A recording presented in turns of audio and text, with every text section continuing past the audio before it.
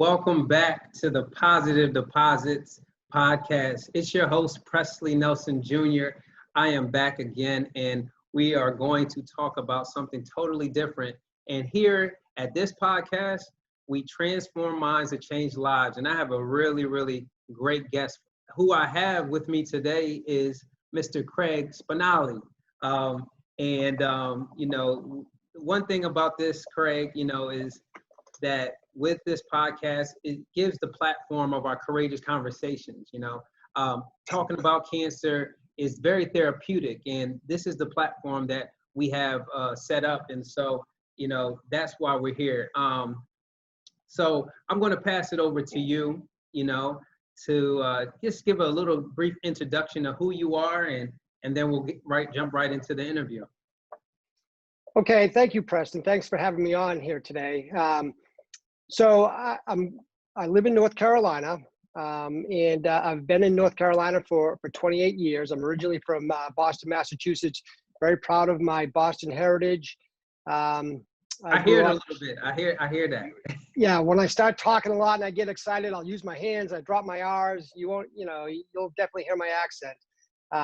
But being part of a Bostonian is we love our sports culture up there. So even though I lived in North Carolina for 28 years, the sports culture is still a part of me. And anyways, so I live here with my wife Gina, and we have two daughters, Jessica and Anna. Jessica is 25 years old, and Anna is 13 years old. I work for a company called Novartis Pharmaceuticals, and I'm very proud to work for Novartis. And part of our discussion today is some of the great things that they've done for me in terms of the breakthrough therapies that they have, and why I'm doing so well in my fight against cancer. I've been with Novartis for 14 years. It's a fantastic pharmaceutical company, and like I said, they've done some great things. Let's talk about chronic myeloid leukemia. What is it? Because I know that a lot of folks don't know what I had, which was lymphoma. But what is CML? So it's basically cancer of the blood. There's two lineages. There's a lymphatic lineage and the myeloid lineage of your blood. Sometimes your blood marrow produces white blood cells, red blood cells, platelets, and then the other side, the lymphoid side, produces white blood cells as well. So it's basically a cancer of the white blood cells, and so it's chronic, which means it's very slow in developing. It's not something that will go away very easily, but fortunately, it's something that can be treated. And with treatment, I can live hopefully a normal lifespan. Okay. Does that make sense? I hope I said that correctly. No, it definitely does. I looked it up because I'm on the other side of the LLS, and right. So I know that it definitely deals with a lot of, the bone marrow, right? And so the increasing of white blood cells. So that was very interesting because for me, it's more of like my B cells. The lymph nodes and the B cells. And so, so when were you diagnosed? What age were you at when you were first diagnosed? So I was diagnosed in December 22nd, 2016. How old was I? I guess I was 52 years old at the time. Well, you look great. Well, thank you. I appreciate that. Well, it's from good living, right? I'm taking care of myself. So at my age, Preston, I appreciate compliments. I do. But yeah, so December 22nd, 2016, I was supposed to have back surgery, and the back surgery was going to be the week after Christmas. Wow. Well, a few days before Christmas, I got a phone call from a medical assistant. It wasn't a doctor. It was a medical assistant telling me that they had to cancel my surgery because my white blood cell count was 73,000. 73,000? And at the time, 73,000, right? At the time, I didn't know a lot about that. I said, well, what does that mean? And, and I could hear her on the other line, on the other end of the line. She was nervous, almost shaking. I could almost feel her shaking through the phone. And she said, that means you have lymphoma or leukemia. you should go to your doctor right away. So that's how I found out that I had leukemia, is a medical assistant calling me on the phone to cancel my surgery. And I felt bad for her. Of course, I felt, worse for me. And as you know, you'll never forget the day you were first diagnosed, the feeling you had, the things you did. It was, I guess, stunning is the word that you would use. So how explain your feeling, right? Because when I first got diagnosed, I had I didn't know what it was. I went to the hospital emergency room, and I watched Grey's Anatomy, right? And so when I hear mass, I already think of cancer. And I was 29, approaching 30. Now, right.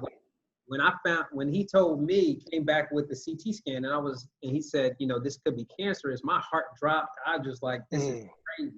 What was that Right. feeling for you? She said 73,000, and then she was shaking through the phone, but how did you feel? Numb. I was numb. I remember that day I was about to meet my wife for lunch, and I was on my motorcycle, and I continued on my motorcycle. And I was numb that day. I didn't really fully understand what was going on. And I remember taking my motorcycle and meeting her and explaining to her, that something's wrong. I have to go to the doctor right away. And I got very weepy, I got emotional. I just, I was really just numb and not fully understanding or comprehending what was going on. Yeah. And I was lucky because my primary care doctor saw me that afternoon. Okay. And then while we were in his office, he did an additional blood test, and he confirmed that my white blood cell count was as high as it was. And the normal range is 4,000 to 6,000. Just to put that into context, the normal range is 4,000 to 6,000 for white blood cells. 4,000 to 6,000, and you were 73,000. Wow. I was at 73,000. And so while we were in his office, he said, chances are good that you have what's called chronic leukemia. It's serious, but it's treatable. And then he called a friend of his who is granted, remember, this is, it was a Thursday or Friday, the weekend before Christmas, right? Right. So he did me a great favor by calling his friend who's an oncologist, and he agreed to see me that afternoon. So I went from my primary care office directly to an oncology office, and he saw me and he said, yeah, you have chronic leukemia. I don't want you to worry. We're going to do a bone marrow biopsy to confirm it, but we're pretty sure this is what you have, and we're pretty sure that we can treat it. You're going to be okay. And so I felt numb, but I was reassured, which was great, because now I'm going into the Christmas weekend with this hanging over my head, but not feeling as bad as I would have felt if that guy didn't see me that afternoon. If I had to see him the day after Christmas, I would have been freaking out all weekend long. You know what I'm saying? No, definitely. But he was good enough to see me and put me at ease and say, we're going to take care of this. And he had confidence. And so that confidence, was relayed to me, and I felt better during the weekend for sure. And I mean, I'm glad that you were able to connect with an oncologist like ASAP, because, sometimes, those appointments can be filled, and, just having that access was amazing. So as we all know, or for people that don't know, there are certain phases of CML. What phase were you at when they finally did all the testing and things of that nature? Right. So there's 3 phases of CML. There's the chronic phase, there's the accelerated phase, and there's what's called the blast crisis. I was in the chronic phase, and if caught in the chronic phase, where mine was caught, it's very treatable. When you get into the accelerated phase and the blast crisis, then it's a lot more of a serious situation. Okay. So, thank God for that. Thank God for that. So what does treatment look like for the chronic phase? Yeah, so the chronic phase is great because about 20 years ago, Novartis came out with a game-changing drug called Gleevec. And Gleevec changed the trajectory for CML patients. The 5-year prognosis for CML patients before 20 years ago was, the 5-year survivability was about 30%. Okay. Now, because of Gleevec and then second generation medicines that have come after it, it's a more targeted therapy targeting the mutated gene that creates the cancer. The 5-year survival rate is over 90%. Oh, wow. Wow. Yeah. So how often do you have to take, is it pill form? Is it liquid? yeah, so great question, because I didn't do the traditional chemotherapy therapy that you probably did. Yeah. What I do is I take a drug called Tasigna, which is a second generation drug like Gleevec. And, Okay. and this second generation drug is a little bit cleaner, a little less side effects, and a little bit more efficacy. And it's a pill that I take twice a day, once in the morning, once in the afternoon. Most likely I'll probably be on it for the remainder of my life. There's a chance that I can achieve what we call a treatment-free remission. Okay. But not a lot of people do that. About 25 to 30% of people actually get to that point where they can do a treatment-free remission. But the drugs are so good that, the long-term side effects, although not really known, but people started taking Gleevec 20 years ago, and they're still alive today, and they're doing well because of it. And so I should have a normal lifespan. In fact, I'll probably die of something else one day, years from now. We're not worried about that, but Right. And hopefully the CML will not be what it is that takes me out. So Got you. So yeah, am I saying it right? Gleevec, or is that? Gleevec. That's right. So when you taking that, I read in your bio, you said that some of the side effects were, kind of intolerable. What were some of those side effects? So when I was on Gleevec, and like I said, Gleevec was the groundbreaking drug that Novartis came out with. The side effects were such that we ended up switching to Tasigna, which are side effects less. So I went through a lot of GI side effects, mostly diarrhea and things like that. Other side effects that seem minor, but for me are significant, like muscle cramps. And then puffiness around the eyes. Not that I'm vain, Preston. I'm not. But everybody wants to look good, right? My eyes were really puffy, and I didn't realize. I thought I was like, oh, I'm just getting old, But it was a side effect of the drug.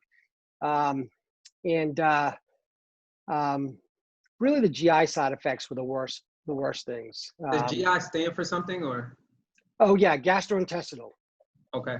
Okay. Yeah, your GI tract. Basically, I went to the bathroom a lot during the day. I see you was trying to. I mean, I see why you said GI. Right. And so during treatment, do you have to get your bone marrow tested a lot? Is it more frequent?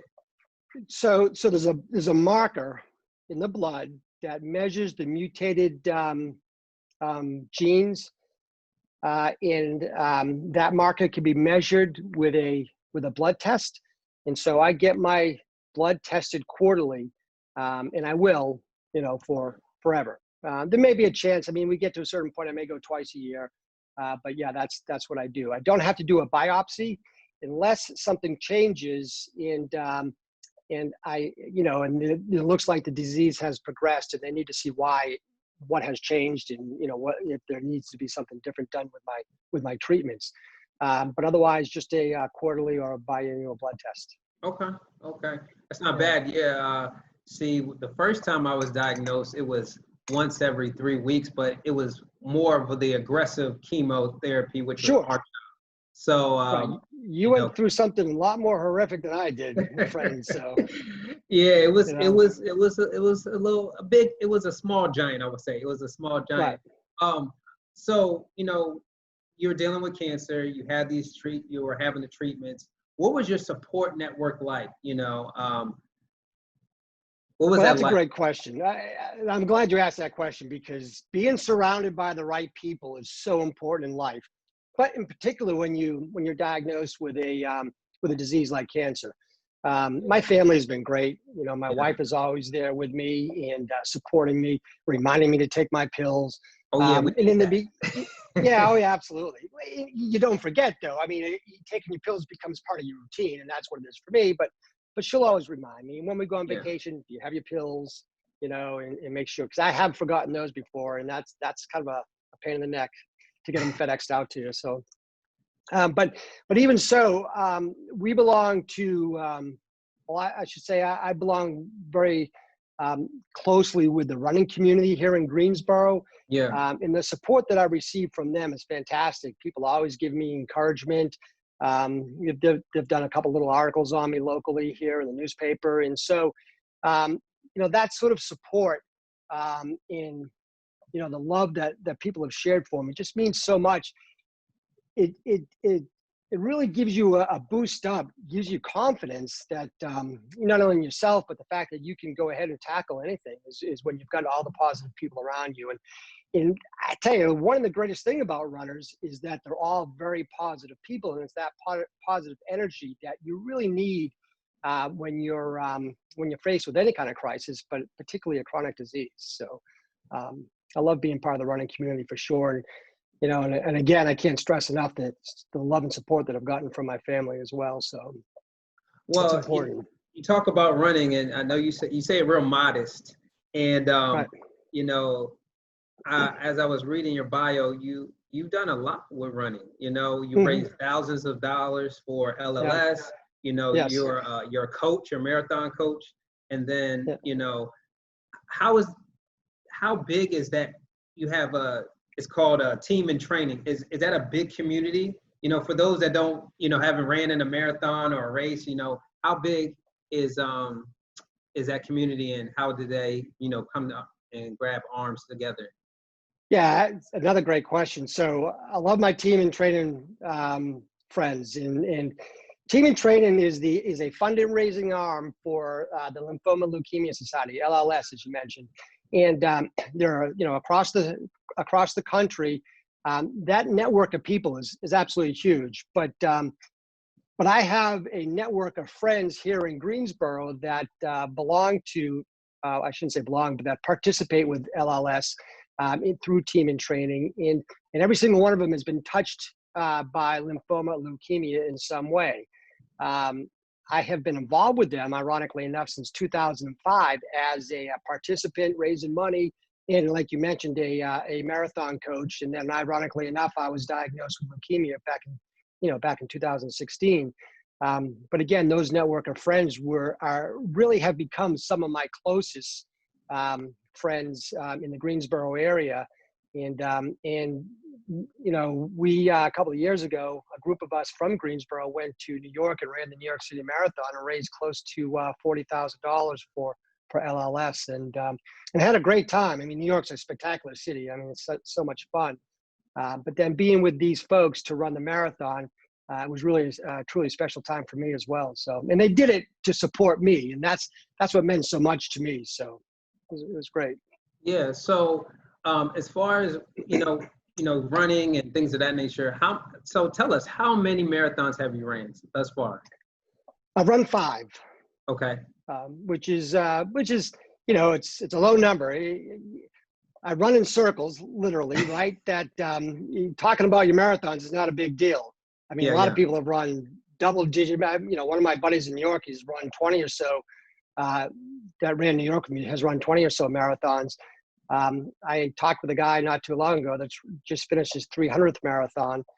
So 5 is a low number, but it's still, I feel like, a significant accomplishment. So it's and I don't know if I'm going to do any more or not. I'm still undecided. So it's quite an endeavor. See, you know what, Craig, is you got to, because I when I saw marathon coach, I was like, well, maybe Craig will coach me, because I've never ran a marathon. If you want to do it, Preston, I'm there with you. Okay. I'll help you out. I'm gonna definitely hold you to that. And but I'll say one thing about that as a coach, and it's a volunteer position. It's not a paid position, and it's just for team and training runners.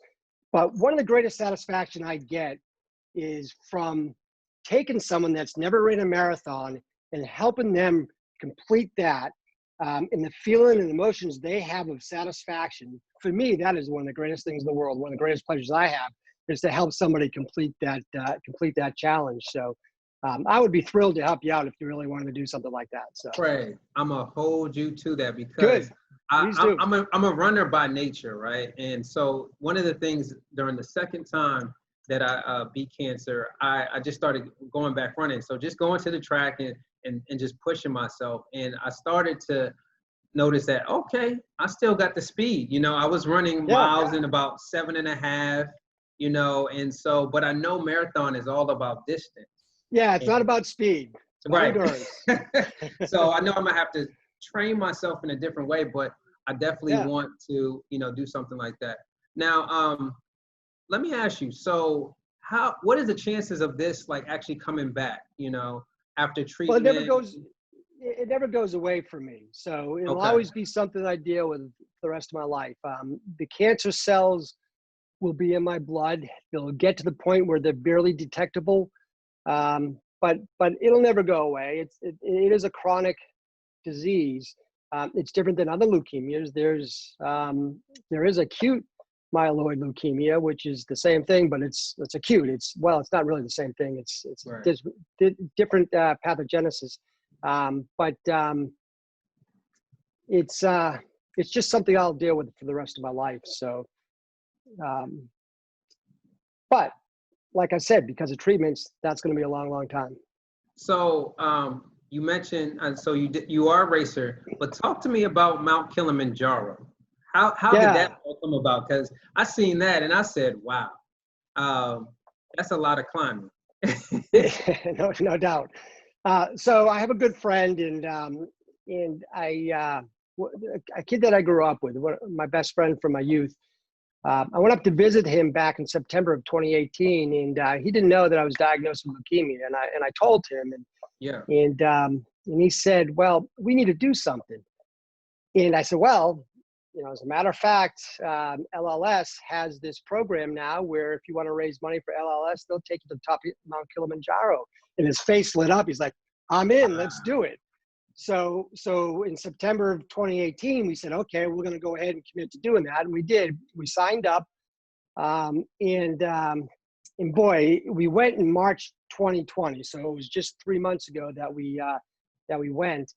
And it felt like such a long time from September 2018 to March 2020, the anticipation of wanting to go.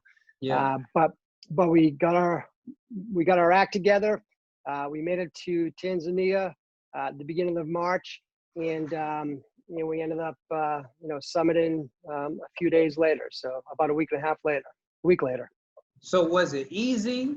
Was there a moment where you like in Cliffhanger, like Sylvester Stallone, like you slipped a little bit? Was any cliffhangers like No, it's so Kilimanjaro is technically not difficult.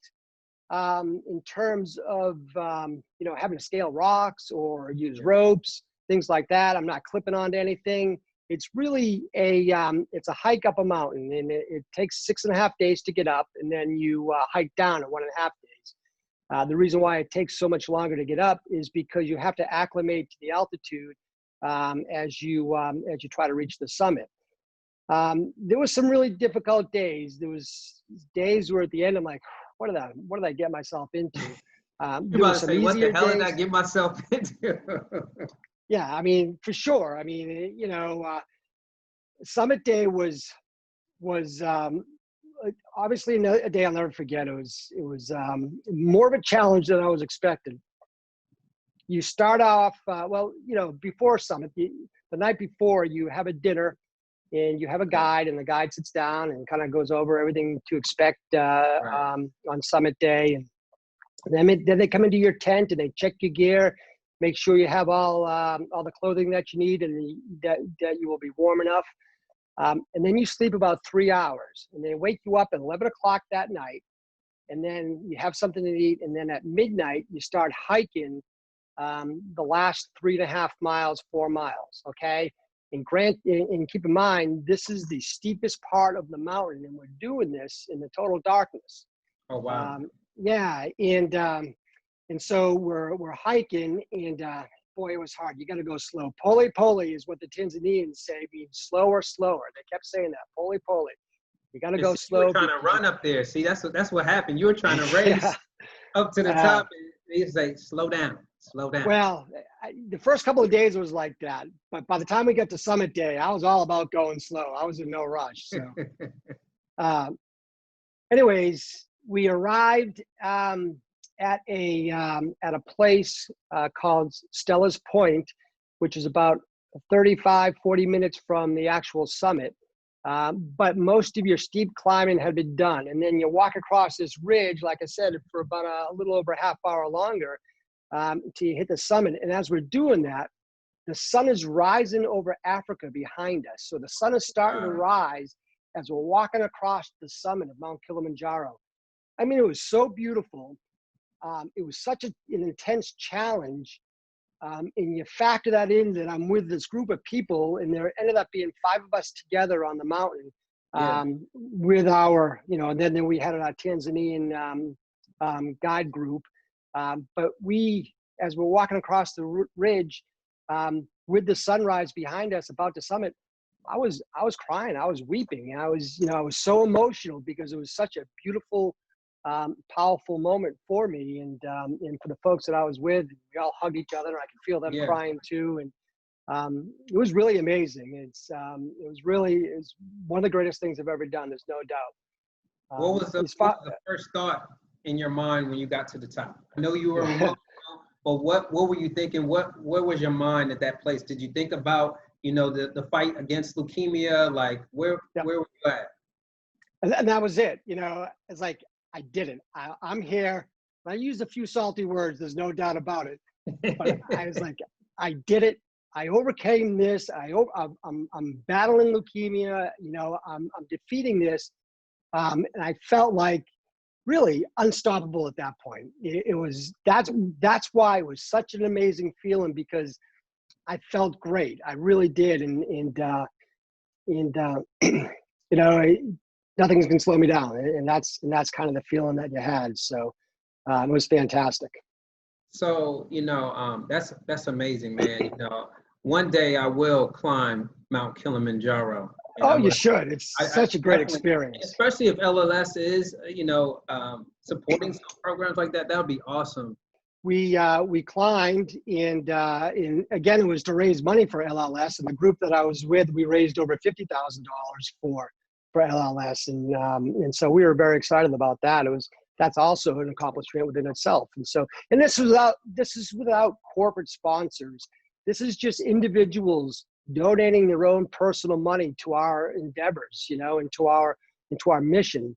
So that's I think that part of the fundraising is what I'm most proud of. Is I didn't get big, huge corporate sponsors to fund my the fundraising. It was all individuals that reached out to me and said, "Hey, I want to give you money to support you." And so it was very proud of that. Awesome.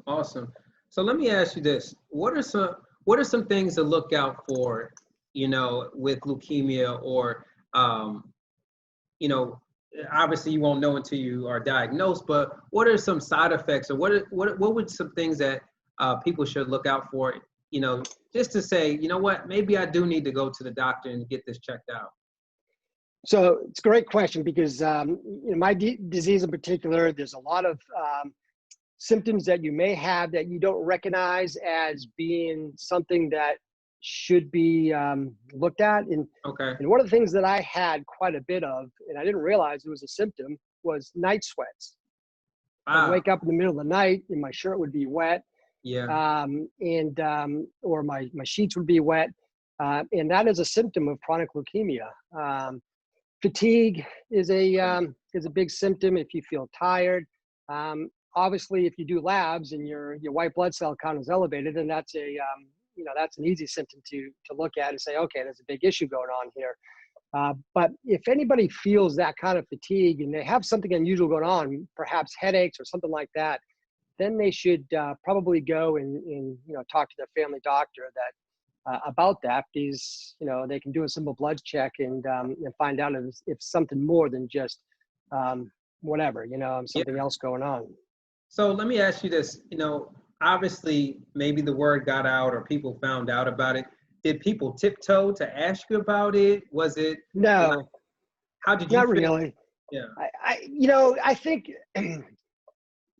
because I've done some of the things that I've done in terms of fundraising, you know, we put on a race every year in Greensboro. It's a 5K and a 10K, and the race is a race to raise money specifically for the Lymphoma and Leukemia Society, and I was very vocal about my disease, I think, and so people were not really hesitant to ask me about it because I always felt comfortable talking about it.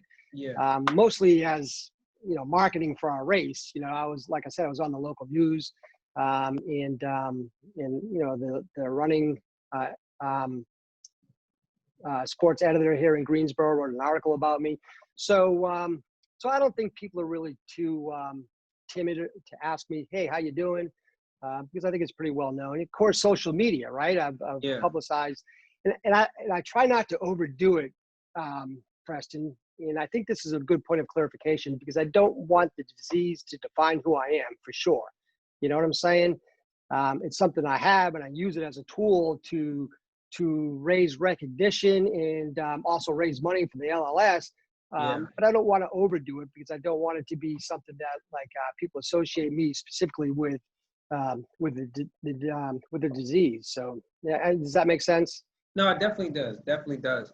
Now, as a survivor to a survivor, our mental mindset is very, very important during this. Mm-hmm. How was your mental health during treatment, and how is it now? That this is ongoing. You're going to have to be on treatment. Until Yeah, I mean, you don't have to. You have to stay positive, right?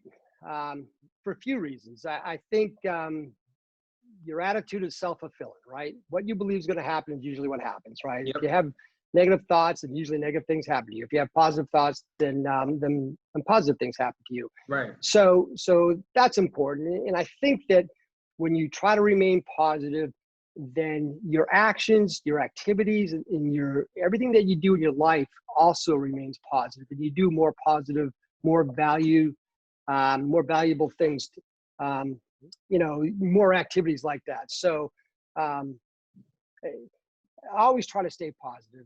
And I think that's the key to tackling any kind of adversity, and certainly any kind of sickness is a big adversity or a crisis.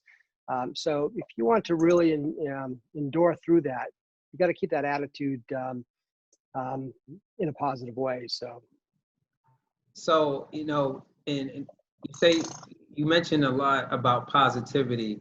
Right. Were there any other negatives that, would come your way?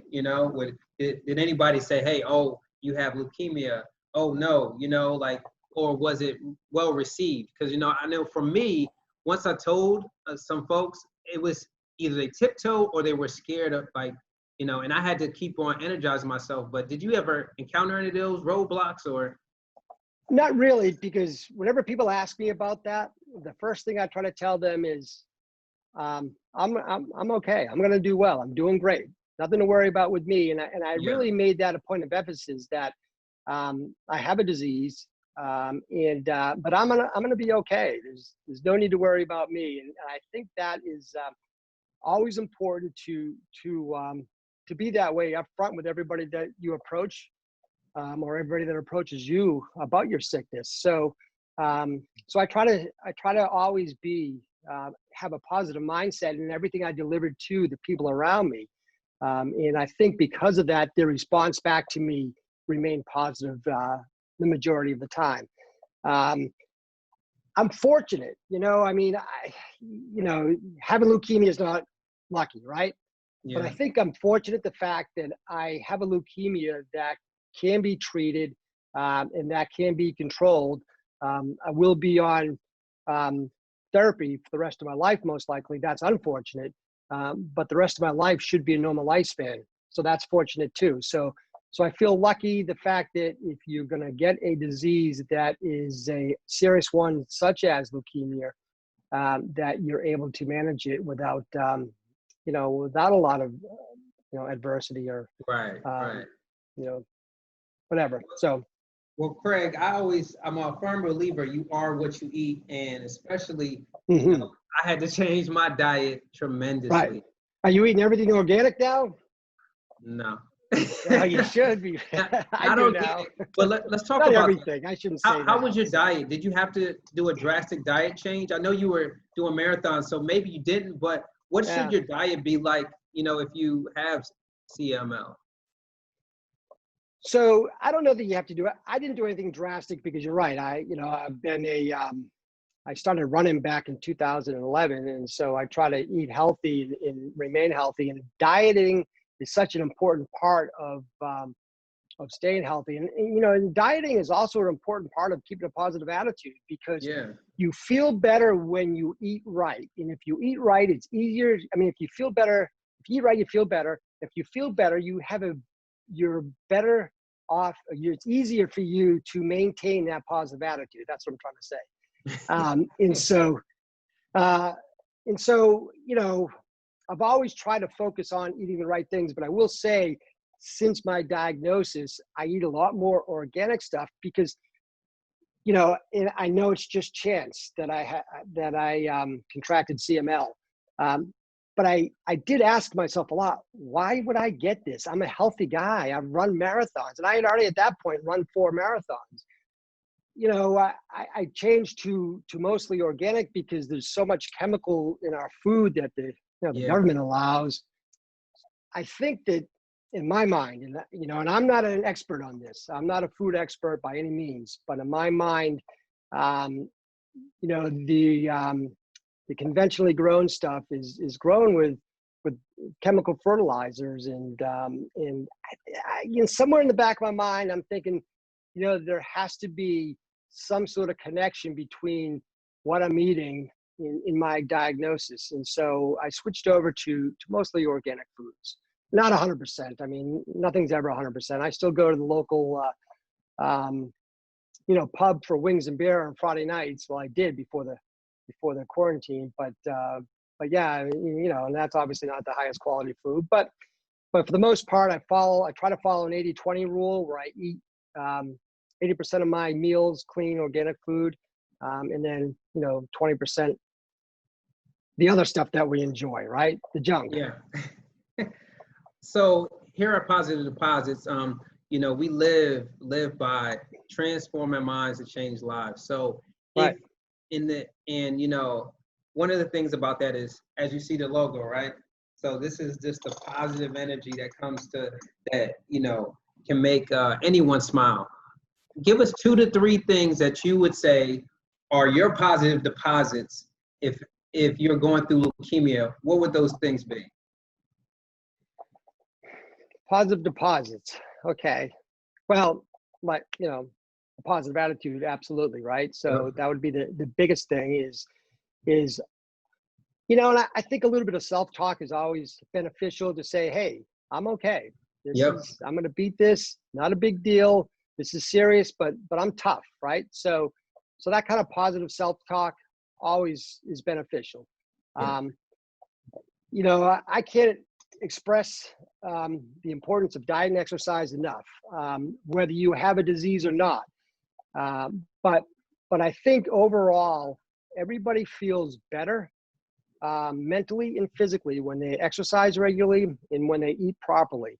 And that, that goes a long way throughout everybody's life, until you grow into old age. The most active people in their 80s are people that exercise so much while they were getting older, not overdoing it, but staying active. And that's so critically important. Not just for your physical health, but for your mental health. You stay positive when you do positive things for yourself, like exercise. And then the third thing, surrounding yourself with good quality people. Yeah. In finding a network of friends that that are going to support you no matter what, through thick and thin, and that they're also positive.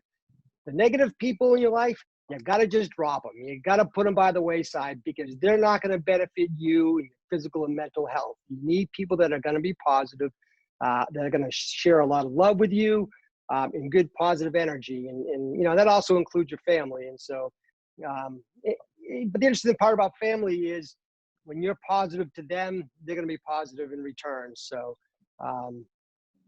so yeah, absolutely. It's the network of people that you have around you that's critical. If you focus on those three things: yourself, positive energy, diet and exercise regularly, and positive people around you, boy, I think you can handle anything.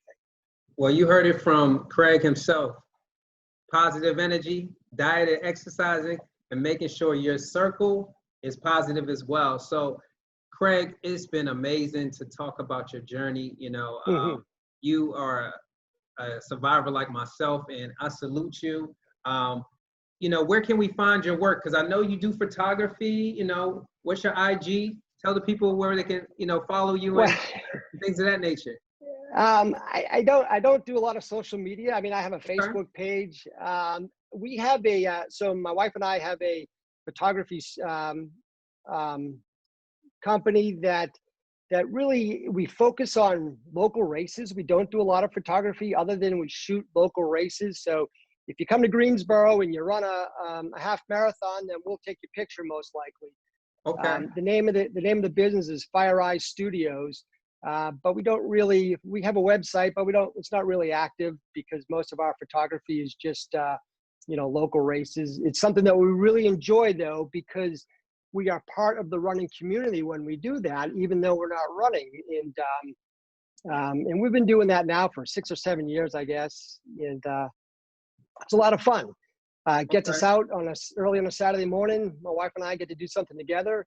And we do something that we really enjoy, and we're around people that you know that are great. The running community, like I said, is always surrounded by great positive people. So, well, Craig, so that's it. Hey, anybody's welcome to connect with me on Facebook. That's really the only social media that I use. So. There's nothing wrong with that. Well, you heard them. Right. You can catch them on Facebook. You know, and I want to thank everyone for tuning in. I want to send a special shout out to my producer, Lauren. She's a part of the team. And, you know, you can subscribe. You can definitely subscribe to our YouTube channel. Our website is coming. And, you know, here at Positive Deposits, we transform minds and change lives. So thank you for being our guest tonight, Craig. And then I'll talk to you soon. And don't forget, I am going to tap on your shoulder to run that marathon. So yeah, anytime. When you're ready, just let me know. Okay. Thanks for having me. Thank you.